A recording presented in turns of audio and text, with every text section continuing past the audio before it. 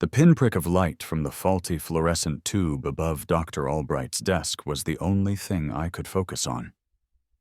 It pulsed, a tiny, dying star in the otherwise sterile galaxy of his office. Funny, the things you notice when your world is about to implode.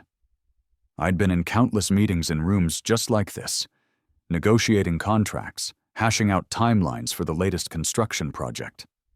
I was Michael Carter, 35, a project manager.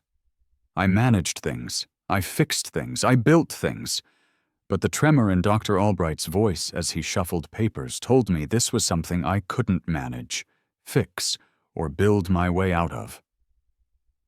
"Michael," he started, and the sound of my own name felt foreign, like he was addressing someone else, someone unfortunate. He wasn't looking at me, not directly. His gaze was fixed somewhere over my left shoulder, as if the bad news was a tangible thing lurking there. Emma, my wife, sat beside me. Her hand was on my knee, a gesture that in another lifetime, maybe a year ago, would have felt grounding. Now it was just there. A light pressure, easily ignored. We'd been married for 8 years. 8 years that felt like a slow fade from vibrant color to a muted, predictable grayscale. The last 12 months had been particularly quiet, a landscape of unspoken resentments and carefully constructed distances. We orbited each other, two celestial bodies caught in a decaying gravitational pull. The biopsy results came back, Dr. Albright continued, finally meeting my eyes. The light in his own was dimmed, professional but undeniably somber. And I'm afraid it's not the news we were hoping for. I braced myself. I'd been bracing myself for weeks, ever since the persistent fatigue had become too heavy to ignore, the swollen lymph node in my neck too prominent to dismiss as just a cold. But no amount of bracing can truly prepare you for the impact. "It's lymphoma," he said, the word landing in the quiet room with the force of a wrecking ball. "Stage 3? Lymphoma, stage 3. The words echoed, bounced off the bland walls, the framed diplomas, the anatomical charts.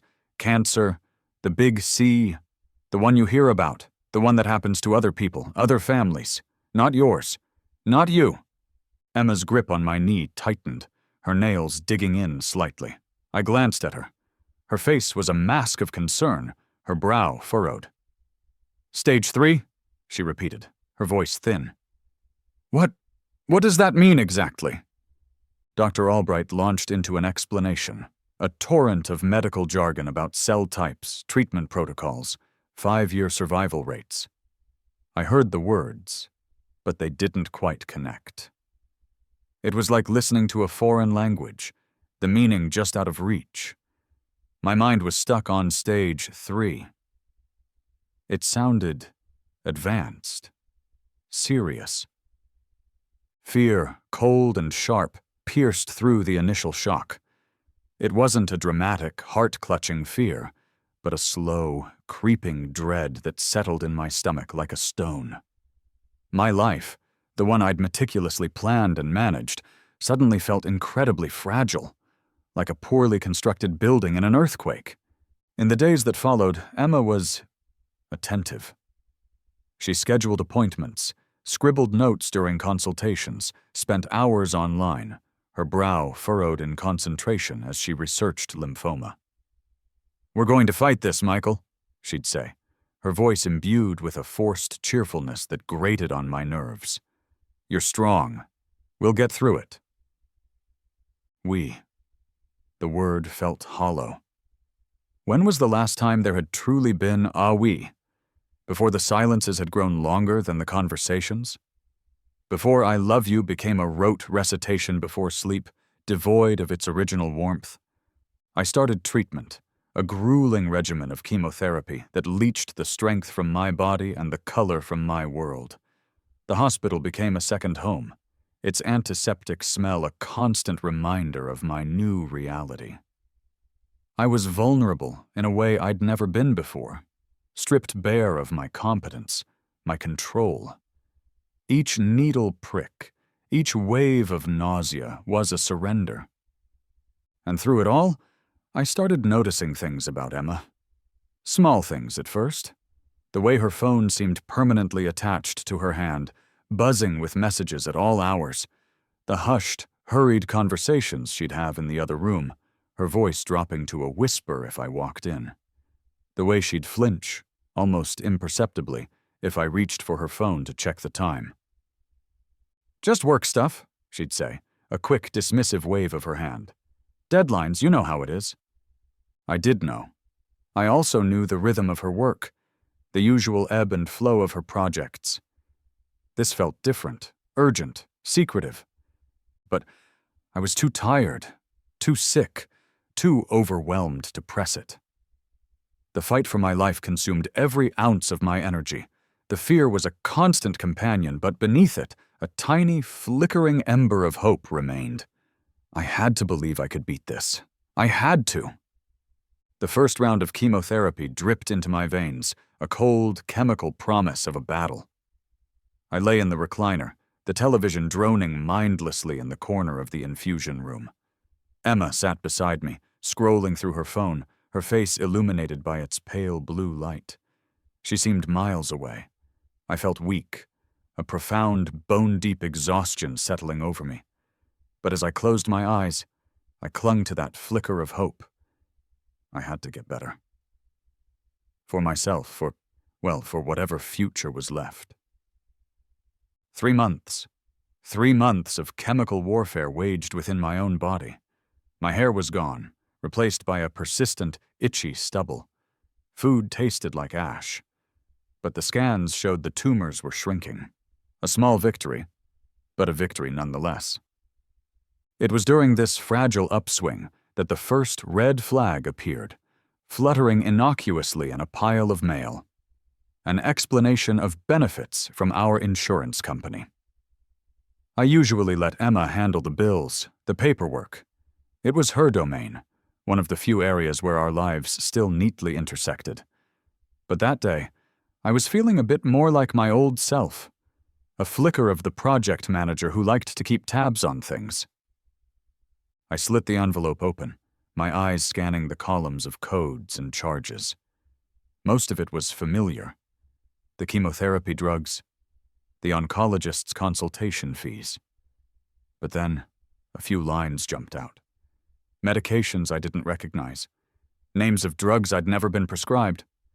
Charges for treatments on dates I was at home, too sick to move. "Emma?" I called out, my voice raspy. She appeared in the doorway of the living room, phone pressed to her ear. She held up a finger, mouthing, "1 sec." The hushed tones, the slight frown. It was becoming a familiar scene. When she finally hung up, she came over, peering at the EOB in my hand. "What's up?" "This insurance statement," I said, tapping the paper. "There are a bunch of charges here I don't understand. Medications I'm not taking."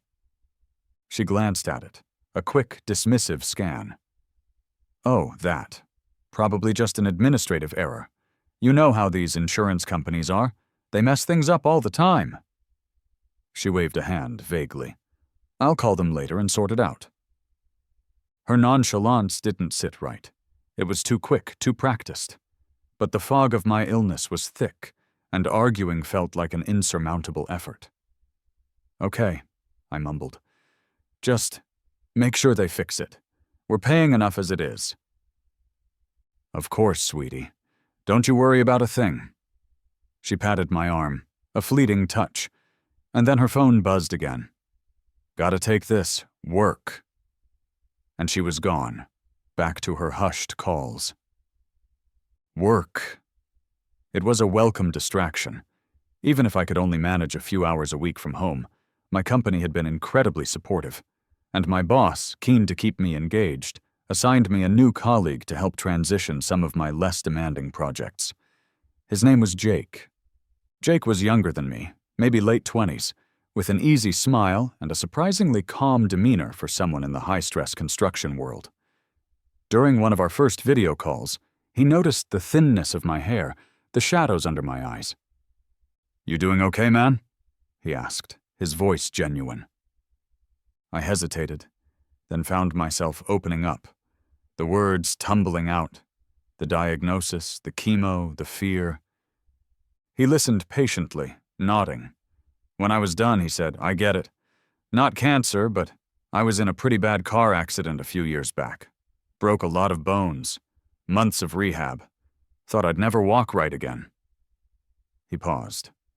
"It's a different kind of battle, but that feeling of your body betraying you, of not knowing what's next, yeah, I get it." His empathy was a balm. For the first time in months, I felt understood by someone other than a medical professional. Jake didn't offer platitudes or forced optimism. He just listened and shared a piece of his own pain. It forged an unexpected connection. "You'll get through it, Michael," he said. Not with Emma's strained cheerfulness, but with a quiet conviction. "One day at a time. That's all you can do." His words stuck with me, and so did my unease about the insurance. Emma's dismissal hadn't erased the discrepancies, so I started keeping a journal. Not just of my mood or symptoms, but of every treatment, every pill, every doctor's visit. And alongside it, I started meticulously tracking the insurance claims as they came in. A project manager, even a sick one, knows the value of good record-keeping. The pattern continued. More unfamiliar drug names, more phantom treatments. Each time I brought it up, Emma had an excuse. "It's a new system they're using."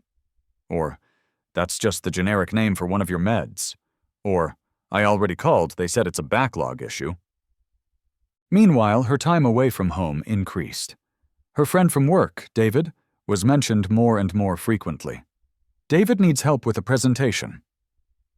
"David's having a tough time, just lending an ear." "Going for a quick dinner with David and the team." David. The name started to feel like a stone in my shoe, a constant, irritating presence. One evening, Emma left her phone on the bedside table while she showered. It wasn't something I'd normally do, but a knot of suspicion had been tightening in my gut for weeks. My hand trembled slightly as I picked it up. I didn't even know her passcode, but she'd been careless, or perhaps, in her distraction, she'd forgotten to lock it. The screen lit up. Text messages. A thread with David. My heart hammered against my ribs. I scrolled. "Did you get the new prescription filled?" David had texted earlier that day. Emma's reply, "Yes, picked it up this afternoon. Insurance went through fine. How are you feeling after yesterday's session?" David, "Rough, but better than last week. Thanks for sorting everything. You're a lifesaver." Emma, "Anything for you. We're in this together. Just need to be careful with the paperwork. Michael's been asking questions about the EOBs." David, "Shit. Think he suspects?" Emma, "No, I don't think so. He's too out of it. Just focus on your treatment plan. We'll manage." Treatment plans. His treatment plan. The phone slipped from my numb fingers, clattering onto the nightstand. The words burned into my brain. It wasn't an administrative error. It was something else. Something far, far worse. The text messages were a crack in the dam, and the truth was a raging flood. But before I could fully process the implications, my own body staged a rebellion. A fever spiked, an infection took hold, and the next thing I knew I was back in the sterile embrace of a hospital room, IV lines snaking into my arms. My condition had worsened. The doctors were concerned. The fight, it seemed, was far from over. I lay there, drifting in and out of a feverish haze, the words from Emma's phone replaying in my mind like a broken record. "His treatment plan. We'll manage." Manage what? Manage me? A few days into my hospital stay, the phone by my bed rang. I fumbled for it, my hand weak. "Hello?" "Mr. Carter? Michael Carter?" A crisp, professional voice asked. Yes. This is Susan Reynolds from United Health. We're just doing a routine follow-up on some of the recent claims, specifically regarding the ongoing treatments for your friend, David Roberts. We have a few questions about the authorization. David Roberts, the name from Emma's texts. My friend? I didn't know anyone named David Roberts. My mind, sluggish from medication and illness, struggled to connect the dots. My friend? I croaked. I'm sorry, I don't have a friend named David Roberts receiving treatment. There was a pause on the other end of the line. Oh, Miss Reynolds said, a hint of confusion in her voice. That's odd. The claims are being filed under your policy. For lymphoma treatment. The same diagnosis code as yours, in fact. At St. Mary's Oncology, same as you. We just had a query about a new medication authorization for him. Lymphoma, St. Mary's. The same as me. The pieces clicked into place with a sickening thud. The unfamiliar drugs on the EOBs, the phantom treatments, Emma's secretive calls. David. Her friend from work. David. The room started to spin. What kind of treatments? I managed to ask, my voice barely a whisper. Miss Reynolds listed off a series of chemotherapy drugs and radiation therapy codes. Expensive treatments, life-saving treatments. Treatments someone was receiving on my dime, under my name. Mr. Carter, are you all right? Susan Reynolds asked, her voice tinged with concern. I have to go, I stammered, and hung up the phone. My breath came in ragged gasps. Betrayal, cold and sharp, twisted in my gut, more painful than any chemotherapy side effect. Emma walked in a few hours later, carrying a small bouquet of flowers and a practiced, sympathetic smile. Hey, you. How are you feeling today? I stared at her. The woman I had married. The woman who had vowed to love me in sickness and in health. The woman who was, it seemed, helping another man steal my lifeline. Who is David Roberts? I asked, my voice flat, devoid of the storm raging inside me. Her smile faltered. A flicker of something. Fear? Guilt? Crossed her face before she smoothed it away. David, he's just a colleague, I told you. Don't lie to me, Emma. My voice was stronger now, fueled by a sudden surge of adrenaline. The insurance company called, about David Roberts, about his lymphoma treatments being billed to my insurance. The color drained from her face. The flowers slipped from her grasp, scattering petals on the linoleum floor. She opened her mouth, then closed it again. For a moment, she just stood there, trapped. He has cancer, Michael, she finally whispered, her eyes darting around the room, anywhere but at me. The same kind as you. And no insurance, I presume, I said, the bitterness lacing every word. She nodded, tears welling in her eyes. He was going to die. He had no options. I didn't know what else to do. So you decided to commit fraud? To use my insurance, my lifeline, to save your lover? The word tasted like poison on my tongue. Her head snapped up. It wasn't like that. I mean, yes, David and we're involved. But it started because he was sick, Michael. I was trying to help him, just like I'm trying to help you. Help me? I laughed, a harsh, broken sound. By stealing from me? By lying to me while I'm fighting for my goddamn life? The tears were flowing freely now, streaming down her cheeks. I know it looks bad. I know I messed up. But I do love you, Michael. I still do. I was caught. Two men I care about, both needing me, both sick. Her words were a blur of excuses, of twisted justifications. I couldn't listen anymore. The betrayal was a gaping wound, raw and bleeding. Get out, I said, my voice dangerously low. Michael, please. Get out! I pointed to the door, my hand shaking with a mixture of rage and weakness. I don't want to see you. I don't want to hear your voice. Just go. She hesitated, her face a mess of tears and desperation. Then, with a sob, she turned and fled, leaving me alone in the sterile silence of the hospital room, the scattered petals on the floor a mocking reminder of the life that had just shattered around me. Alone, with my cancer, and the crushing weight of her betrayal. The hospital room, once a sanctuary for healing, became a cell. Emma's confession replayed in my mind, each word a fresh stab. The betrayal wasn't just about the affair. It was the calculated deception, the theft of my security, my peace of mind, all while I was at my most vulnerable. It was the ultimate violation. My will to fight, already battered by months of grueling treatment, crumbled. What was the point? My marriage was a lie. My wife, the woman I'd built a life with, was in love with another man, a man she was saving using my resources, my very identity.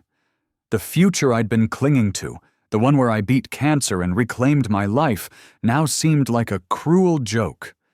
Darkness seeped into the corners of my mind, a heavy, suffocating blanket. The doctors spoke of progress, of next steps, but their words were distant echoes. I'd nod, pretend to listen, but inside, I was hollow. I started to consider stopping treatment. If my life had lost its meaning, why prolong the suffering? Why fight for a future that felt empty, tainted? "You can't give up, Michael," a voice said one afternoon, cutting through the fog. It was Jake. He'd heard I was back in the hospital and had come to visit, a welcome intrusion into my self-imposed isolation. He pulled up a chair, his presence a quiet anchor in the swirling chaos of my thoughts. I didn't have to explain everything. The raw pain must have been evident on my face. Emma, I started, the words catching in my throat. "Yeah," Jake said softly. "Heard there was some stuff. You don't have to talk about it if you don't want to." But I did want to, or rather, I needed to. The words poured out, the insurance fraud, the affair, the crushing weight of it all. Jake listened, his expression a mixture of shock and quiet anger on my behalf. He didn't interrupt, didn't offer easy answers. He just let me unload the poison that was consuming me. That's rough, man," he said when I finally fell silent, exhausted. "Beyond rough. But you can't let her or him or any of this take away your fight. You hear me? This is your life, Michael, not hers, not his." His words, simple and direct, resonated in a way Emma's tearful apologies and justifications never could. He wasn't trying to excuse her actions or minimize my pain. He was reminding me of something I'd forgotten in the depths of my despair, my own agency. The next day I spoke to Dr. Albright, not just about my physical health, but about the insurance fraud. I laid out the details, my voice shaking but resolute. He listened, his brow furrowed with concern. "Michael, this is a serious matter," he said, his tone grave. "Ethically and legally. My primary concern right now, however, is you, your health. We need to keep you focused on recovery." He paused. "But this needs to be addressed. We can't ignore it." His validation, his focus on my well-being first, was a small comfort. He promised to look into the hospital's internal reporting mechanisms for such situations, though he cautioned that the legal ramifications could be complex. Leaving the hospital a week later felt different. I wasn't going home. Not to the house I'd shared with Emma, a house now tainted by her secrets. With Jake's help, I found a small, furnished apartment near the hospital. It was Spartan, impersonal, but it was mine. A neutral space, free of ghosts. The move was a blur. Packing a few essentials, leaving behind 8 years of shared memories, now soured. Each photo, each trinket, was a fresh reminder of the lie I'd been living. Emma, of course, tried to intervene. She called, she texted, she even showed up at the apartment once, her eyes red-rimmed, her face etched with a desperate plea. Michael, please, let's talk about this," she begged, standing in the doorway, a stranger in my new, temporary life. "I made a mistake, a terrible mistake, but I still love you. I was caught between 2 men who needed me. I didn't know what to do." Her words, intended to elicit sympathy, only fueled my anger. "Needed you?" I said, my voice cold. "David needed treatment, and you needed an excuse. You weren't caught, Emma. You made choices. You chose to lie. You chose to steal. You chose him." I saw the fight drain out of her, replaced by a weary resignation. "I know," she whispered. "But can't you try to forgive me?" Forgiveness? The word felt like a foreign concept. "Right now, Emma, I'm just trying to survive, and I can't do that with you in my life." I closed the door, gently but firmly, shutting out her pleas, her tears, her suffocating presence. The days that followed were a monotonous cycle of treatments, exhaustion, and a gnawing emptiness. The small apartment felt like a raft adrift in a vast, indifferent ocean. Jake visited regularly, bringing groceries, or just sitting with me in comfortable silence, watching mindless television. His steadfast presence was a lifeline. But even with his support, the darkness was never far away. There were nights I'd lie awake, staring at the ceiling, the question echoing in the emptiness. Should I keep fighting? What was I fighting for anymore? My health was fragile, my marriage destroyed, my trust shattered. I was at rock bottom, staring into an abyss of despair, and a part of me, a weary, defeated part, just wanted to let go. It was during one of my lowest ebbs, waiting for a routine blood draw at the cancer center, that a new face appeared. "Michael Carter?" she asked, her voice warm and calm. She had kind eyes and a name tag that read Sarah Chen, LCSW, Oncology Social Worker. I just nodded, too weary to engage. "Mind if I sit for a moment?" she asked, gesturing to the empty chair beside me. I shrugged. Another person to offer platitudes, I figured. But Sarah wasn't like that. She didn't ask how I was feeling in that bright, forced way. Instead, she said, "Dr. Albright mentioned you were dealing with some complex personal issues on top of your treatment. He thought it might be helpful for us to connect." I looked at her then, really looked at her. There was no pity in her gaze, just a quiet professionalism, an open invitation, and for some reason I found myself talking. About the insurance fraud, the betrayal, the crushing weight of it all. It wasn't the emotional torrent I'd unleashed on Jake. This was more factual, a recitation of the unbelievable circumstances I found myself in. Sarah listened patiently, nodding, occasionally asking a clarifying question. When I finished, she didn't offer sympathy. She offered solutions. "Michael, what you're describing is a serious crime.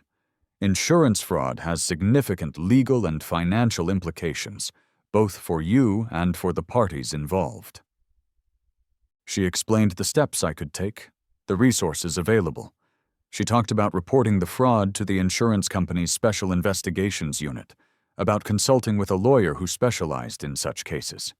She helped me understand the potential impact on my credit, on my future coverage.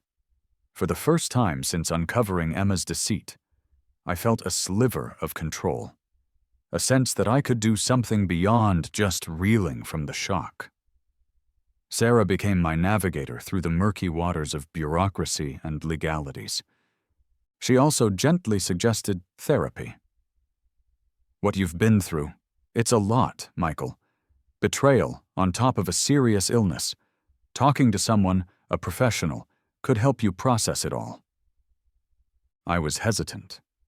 Therapy felt like another admission of weakness, but Sarah was persuasive, framing it not as a sign of being broken, but as a tool for rebuilding. I started seeing Dr. Ramirez, a therapist specializing in trauma and chronic illness. The sessions were hard. Dredging up the pain, the anger, the grief was exhausting.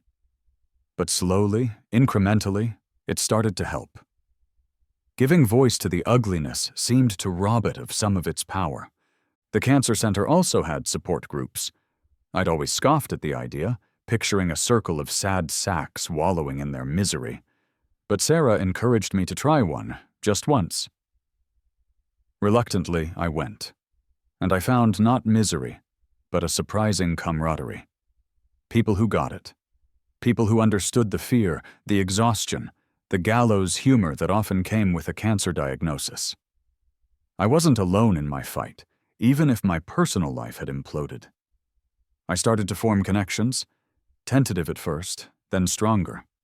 We were all in different boats, but weathering the same storm. And, almost imperceptibly at first, my health began to improve. The new treatment regimen, post-hospitalization, seemed to be working. The tumors were shrinking again. The crushing fatigue lessened just a bit. There were still bad days, days when getting out of bed felt like climbing a mountain. But there were good days, too.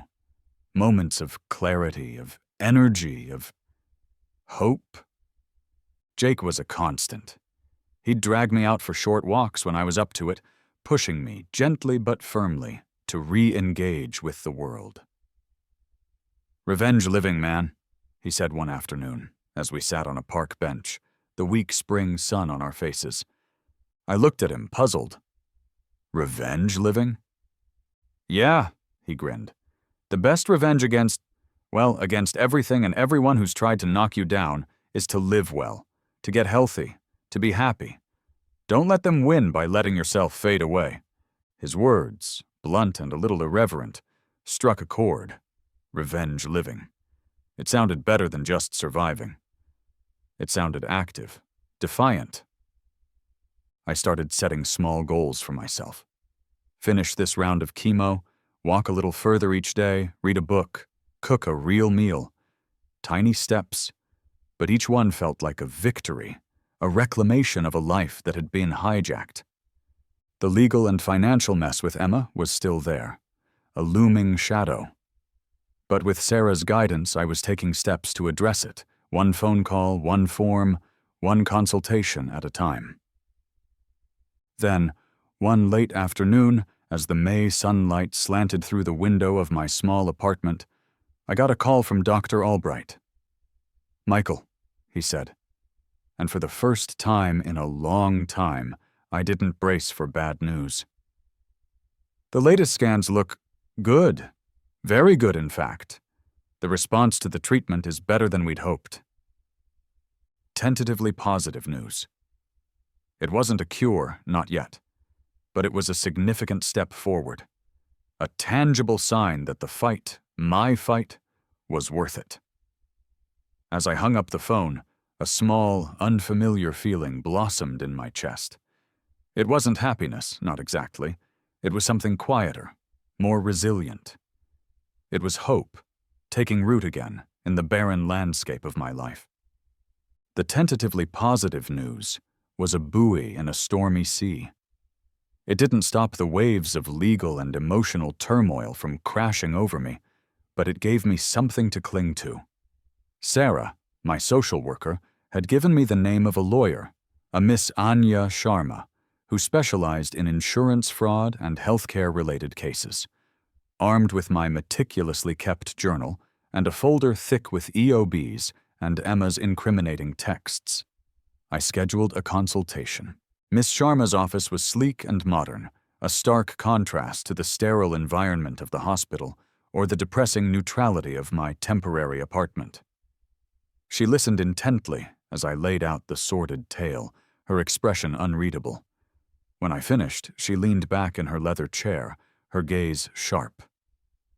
"Mr. Carter, she said, her voice crisp. What your wife and Mr. Roberts have done is not just a betrayal of trust. It's a felony. Insurance fraud of this magnitude carries severe penalties. We're talking potential jail time, hefty fines, restitution. It's serious. Jail time. The words hung in the air. As much as Emma had devastated me, the thought of her behind bars, it churned something complicated in my gut. This was the woman I had loved, the woman I had built a life with, however fractured it had become. What are my options? I asked, my voice hoarse. Miss Sharma outlined the paths forward, reporting the fraud to the authorities, filing a civil suit to recover damages, potentially even pursuing criminal charges through the district attorney's office. The insurance company will almost certainly launch their own investigation once formally notified, she added. They don't take kindly to being defrauded. I left her office feeling more conflicted than ever. A part of me, the angry, betrayed part, wanted to see them punished, to make them face the consequences of their actions. But another part, a weary, wounded part, just wanted it all to be over. Did I have the strength, the stomach, for a protracted legal battle, for the public airing of my private pain? My dilemma was compounded a few days later by a phone call from an unknown number. It was Emma's mother, her voice trembling with a mixture of distress and pleading. Michael, it's Carol, Emma's mom. Her voice was thin, strained. Emma told us about the trouble. Michael, please, she made a terrible mistake. We know that. Her father and we're devastated, but she's our daughter. Please, whatever you're thinking of doing. The lawyers, the police, can't we resolve this some other way? For Emma's sake? She's not a criminal, Michael. She was desperate. I listened, a knot tightening in my chest. The pleas of a desperate mother. It was another layer of emotional blackmail, intentional or not. Carol, I said, my voice tired. I appreciate your concern for Emma, but she created this situation. I haven't made any decisions yet. My priority right now is my health. And it was. I tried to push the legal quandary to the back of my mind, to focus on the next round of treatment, the next scan. Dr. Albright was still optimistic, but cautioned that we weren't out of the woods yet. The lymphoma was stubborn. It was Jake who inadvertently delivered the next blow. He'd been helping me sort through some mail that had been misdelivered to my old address. He handed me a letter, forwarded from our old home. It was addressed to Emma and David Roberts. Not Carter. Roberts. My stomach lurched. What is it? Jake asked, noticing my expression. I tore it open. It was a utility bill for our old house, in Emma's name and David Roberts' name. They had moved in together, into my house, the house where we'd shared dreams, where I'd recuperated from my initial rounds of chemo, believing she was by my side. The audacity of it, the sheer gall, knocked the breath out of me. The anger, the stress, the emotional seesaw, it all took its toll. A few weeks later, I spiked another fever. A routine checkup revealed what Dr. Albright called a minor setback. The cancer, which had been retreating, showed signs of renewed activity. It wasn't a full-blown relapse, but it meant more treatment. A stronger, more aggressive chemo regimen. More needles, more nausea, more exhaustion. Lying in the hospital bed again, the familiar scent of antiseptic filling my nostrils, a grim resolve settled over me. Emma and David, their legal fate, Emma's parents' pleas, it was all noise, background static. The only thing that mattered, the only thing I could control, was my own fight for survival. When Miss Sharma called for an update on my decision regarding legal action, my response was clear. My health comes first, Miss Sharma, I told her, my voice weak but firm. Everything else will have to wait. I need to get through this. I need to live. The legal matters could wait. The confrontation, the consequences, the messy untangling of our lives, it would all still be there when, and if, I came out the other side of this. For now, my battlefield was my own body, and I was determined to win that war before I even considered fighting another. The more aggressive chemotherapy was brutal. It flattened me, scoured me out, left me feeling like a fragile husk. But I endured. Each sickening wave, each day of bone-deep weariness, I just held on to that grim resolve, my health first. And then about 6 months after that setback, after what felt like an eternity in the trenches of this new war, the tide began to turn. Really turn. Dr. Albright called me into his office, a place I usually associated with trepidation. This time there was a small, almost imperceptible smile playing on his lips. "Michael," he said, gesturing for me to sit. "The latest scans, they're remarkably clear. The new regimen has worked even better than we dared hope. You're responding exceptionally well." Exceptionally well. The words were like a cool drink of water after a parched journey through the desert. It wasn't remission, not yet, but it was the closest I'd been. The path ahead was still long, with maintenance therapies and constant monitoring. But for the first time in what felt like a lifetime, the destination seemed achievable. A strange lightness filled me. With the immediate threat to my life receding, however slightly, I found myself cautiously looking forward, planning. Not grand, life-altering plans, but small, tentative steps into a future I hadn't dared to imagine for so long. My company had been incredibly patient. With Dr. Albright's cautious approval, I started working part-time from my little apartment. Just a few hours a day, managing emails, reviewing project updates. It felt good to use that part of my brain again, to feel competent, to contribute. It was a small piece of normalcy in a life that had been anything but. Sarah, the social worker, remained a steady presence. Our conversations, initially focused on the legal and financial fallout of Emma's actions, gradually broadened. She'd check in, see how I was coping, offer a listening ear or a practical piece of advice. There was an easy warmth about her, a genuine kindness that I found myself looking forward to. We talked about books, about movies, about the struggles and small victories of life. A friendship was blooming, tentative and careful, but with an undercurrent of something more? I wasn't ready to explore it, not yet. My wounds were still too raw, but her presence was a quiet comfort, a reminder that not all connections were built on lies. Then, inevitably, Emma resurfaced. A barrage of texts, then a pleading voicemail. "Michael, please, can we just meet for coffee? I need to talk to you. Things have changed. David and I. It's over. I made a terrible mistake, I know that. But I miss you. I want to ask for your forgiveness, properly." Her words, once capable of tearing me apart, now landed with less force. I was wary. It's over? After everything? After she'd risked so much for him, moved him into our home? It sounded too convenient. I didn't respond. I was on my way to the hospital for a routine follow-up, one of the countless appointments that now peppered my calendar. As I walked down the polished corridor of the oncology wing, a familiar, dreaded sight stopped me in my tracks. Emma and David. They were sitting close together in the waiting area, his head resting on her shoulder, her hand stroking his arm. He looked gaunt, sicker than I'd ever seen him. Emma was whispering something to him, her expression a mask of anxious care. So much for "it's over."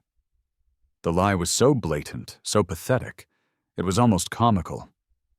A year ago, seeing them like that would have ignited a firestorm of rage, of jealousy, of profound hurt. Now? As I stood there, watching them, a different emotion surfaced, one that surprised me with its quiet intensity. Pity?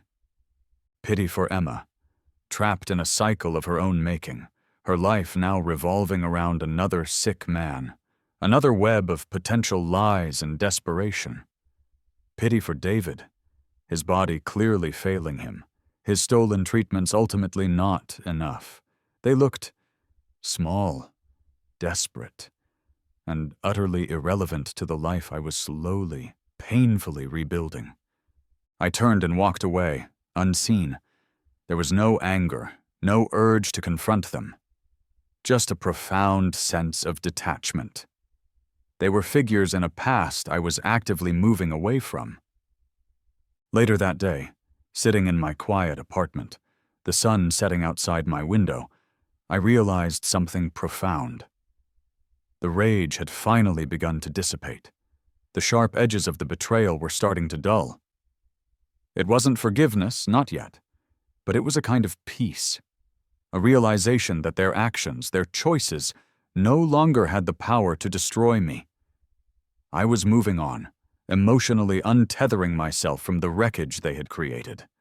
The fight for my life had inadvertently become a fight for my emotional freedom, too. And it seemed on both fronts, I was finally starting to win.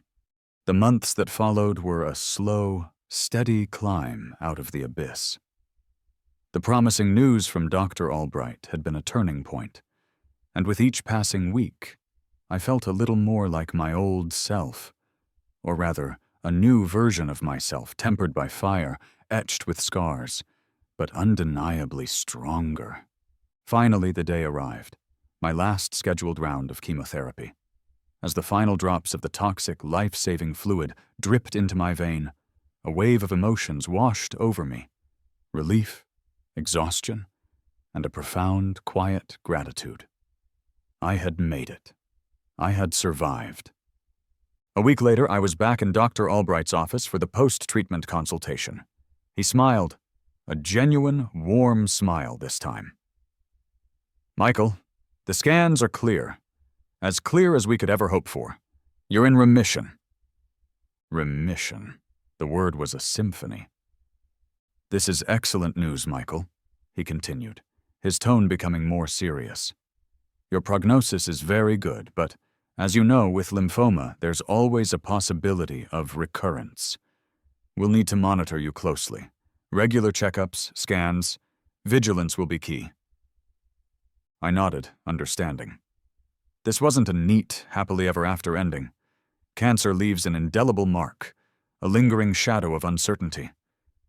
But it was a future I now felt ready to embrace, on my own terms. The experience had changed me in ways I was only beginning to understand. The career I'd once been so focused on, project management in construction, now seemed distant, unfulfilling.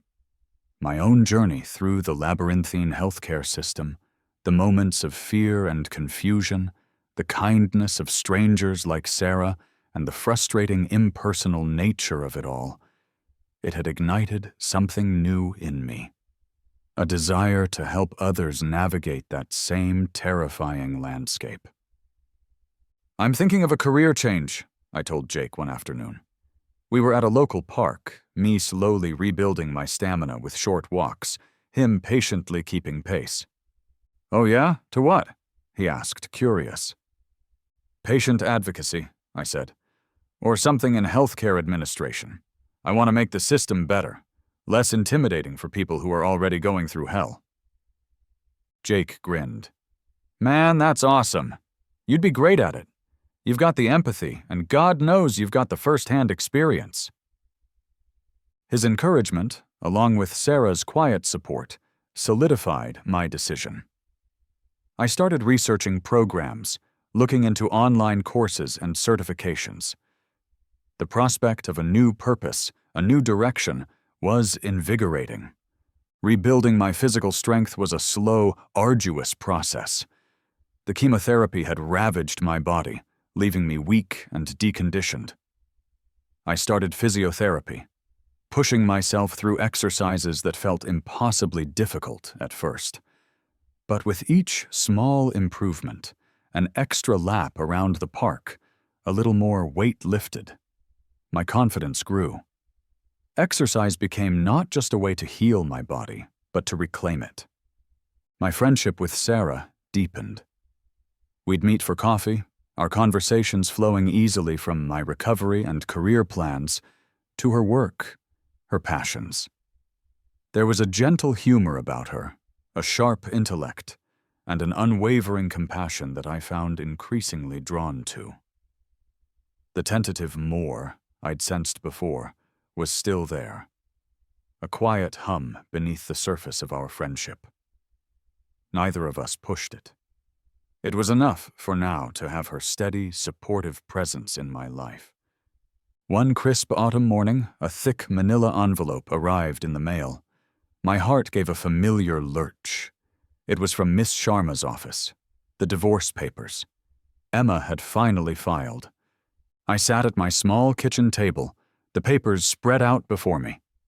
8 years of marriage, reduced to legal jargon and notarized signatures. There was a pang of sadness, not for the loss of Emma as she had become, but for the dream that had died, the promise of what we were supposed to be. But there was no anger anymore, no bitterness, just a quiet sense of closure. I picked up a pen. Without hesitation, I signed my name on the dotted line, severing the final legal tie that bound me to my past. As I folded the papers and slid them back into the envelope, a feeling of lightness settled over me. A chapter was truly, definitively closed. A new one was waiting to be written. Life had settled into a new rhythm. My part-time work, my studies for the patient advocacy program, my physiotherapy, they formed the scaffolding of my new existence. The raw wound of Emma's betrayal had scarred over, leaving a dull ache where there once was searing pain. It happened on a Tuesday afternoon. I was at the pharmacy, picking up a routine prescription. Not for cancer, thankfully, but for some lingering neuropathy, a parting gift from the chemo. As I waited at the counter, a familiar, though now much frailer, figure shuffled in. David Roberts. My breath caught. I hadn't seen him up close since that day in the hospital waiting room months ago. The change was shocking. He was skeletal, his skin a sallow, unhealthy gray. His movements were slow, labored, each step seeming to cost him an immense effort. The swagger, the confidence I'd glimpsed in Emma's descriptions of her friend from work, was entirely gone. He looked like a man hollowed out by illness. He didn't see me at first.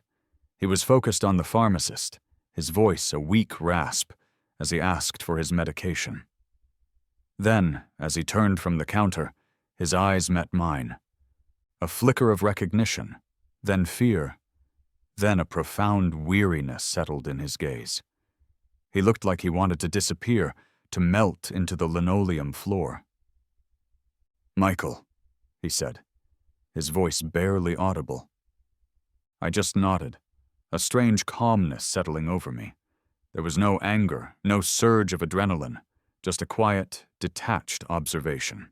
He hesitated, then seemed to gather some unseen strength. Can I talk to you for a minute?" I glanced around the small pharmacy. "Here? Outside, maybe?" he suggested, his eyes pleading.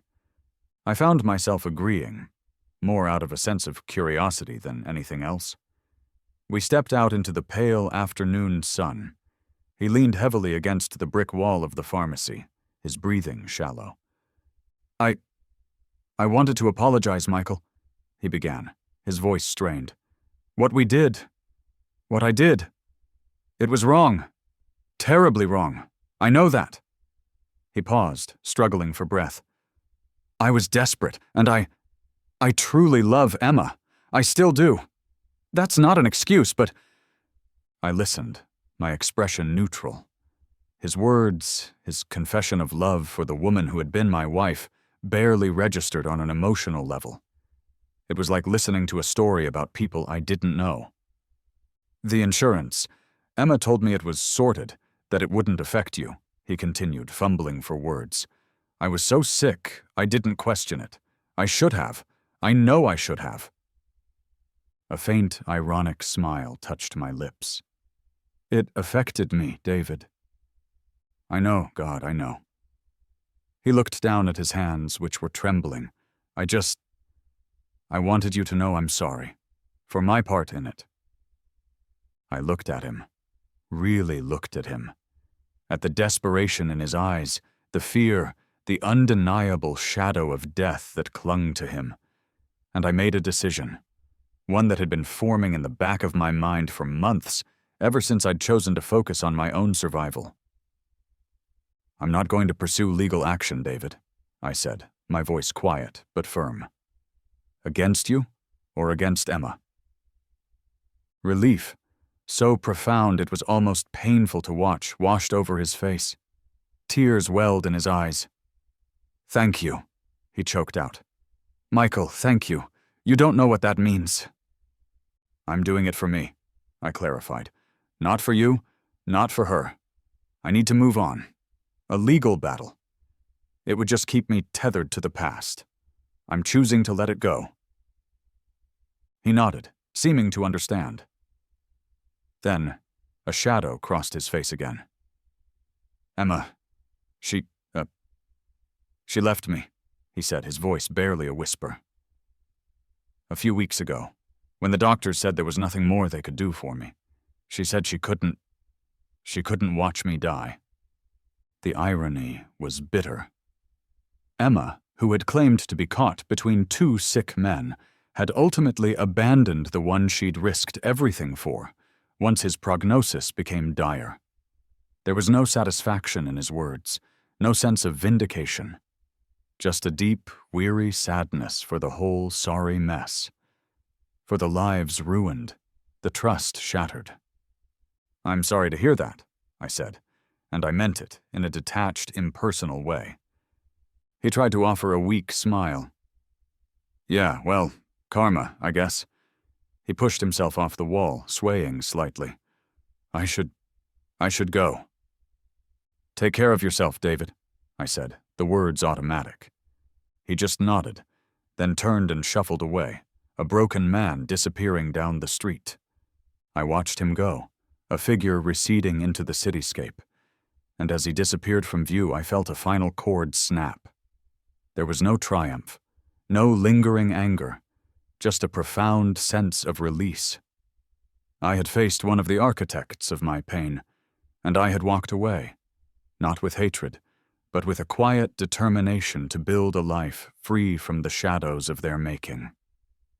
I turned and walked in the opposite direction, towards my own future, leaving him, and all the wreckage of the past, behind me, literally and figuratively. A year. It had been a little over a year since Dr. Albright had uttered the word lymphoma, since my world had tilted on its axis. Now, I was in remission. The words still felt like a miracle every time I thought them. My hair had grown back, a little thinner, perhaps, but it was mine. The shadows under my eyes had faded.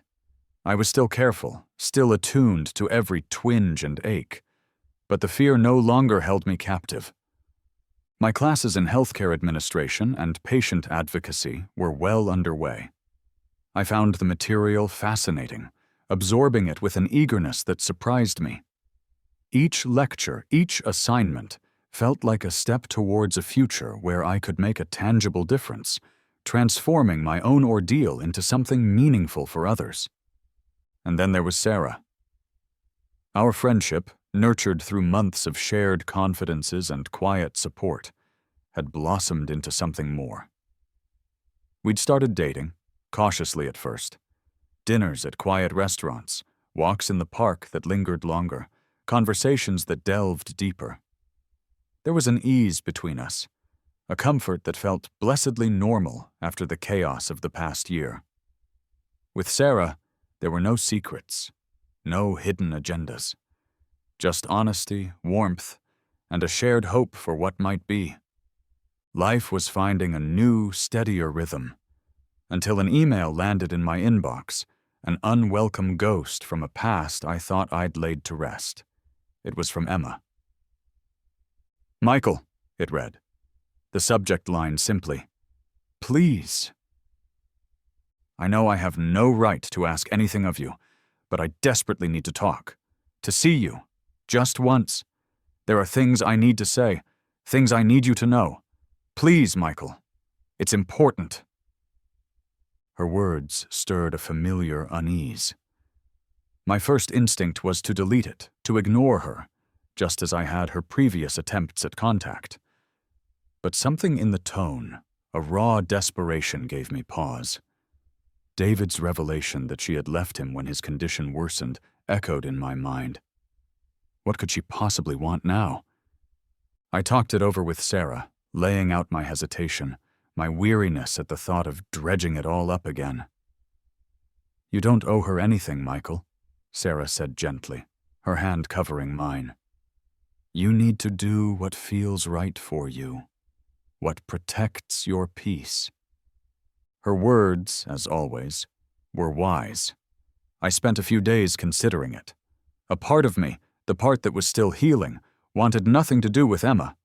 But another part, the part that was learning to let go of the anger, felt a flicker of something. Not forgiveness, perhaps, but a need for final, absolute closure. I replied to her email, keeping it brief. "Okay, Emma, 1 coffee, public place. You choose." We met at a bustling downtown cafe a few days later. I arrived first, choosing a small table near the window, a strategic position that offered an easy escape route if needed. When Emma walked in, I barely recognized her. The vibrant, confident woman I had married was gone. In her place was someone diminished, her eyes haunted, her shoulders slumped. She looked broken. "Michael," she said, her voice a hoarse whisper as she slid into the chair opposite me. "Thank you for coming." "What did you want to talk about, Emma?" I asked, keeping my tone neutral. Tears welled in her eyes. "David, he passed away, about a month ago." The news didn't surprise me, given his condition when I'd last seen him. "I'm sorry to hear that," I said. And it was true. No one deserved to die like that, alone and abandoned. She nodded, fiddling with a sugar packet. He suffered a lot at the end. She looked up at me, her gaze filled with a desperate plea. "Michael, I know I destroyed everything. I know I hurt you in ways that are unforgivable. There isn't a day that goes by that I don't regret what I did. The lies, the affair, the insurance, all of it." Her voice cracked. "I was so stupid, so selfish. I thought I was saving him, but I ended up losing everything. Him, you, my self-respect." She trailed off, a sob escaping her lips. I listened, my heart surprisingly calm. The Emma sitting across from me was a shadow of her former self, consumed by guilt and regret. "I know it's too much to ask," she continued, her voice trembling. "But I had to ask. Is there any chance at all? For us? For you to forgive me? For us to try again?" Her question. Once the unspoken fear that had haunted my darkest nights now felt almost absurd. Try again? Go back to what? The lies, the betrayal, the life that had nearly cost me my own? I looked at her, not with anger, but with a profound, almost gentle sadness. "Emma," I said softly, "I hear your apology, and I believe you're sorry, but no, there's no chance for us." Her face crumpled. "I've moved on, Emma," I continued, my voice kind but firm. "I've found a peace I never thought I'd have again. I'm building a new life, a different life. One that doesn't include you, not in that way." I paused, choosing my words carefully. "What you did, it changed everything. It changed me. And there's no going back to who we were or what we had." She stared at me, tears streaming down her face, the last vestiges of her desperate hope crumbling. "I wish you well, Emma," I said, standing up. "I truly do. I hope you find your own peace, your own way forward, but my path lies elsewhere now." I placed a few dollars on the table for the coffee I hadn't touched, then turned and walked out of the cafe. The bustling city street seemed brighter, the air fresher. As I walked away, a profound sense of liberation washed over me. The final chain had been broken. For the first time in what felt like an eternity, I was truly, completely free.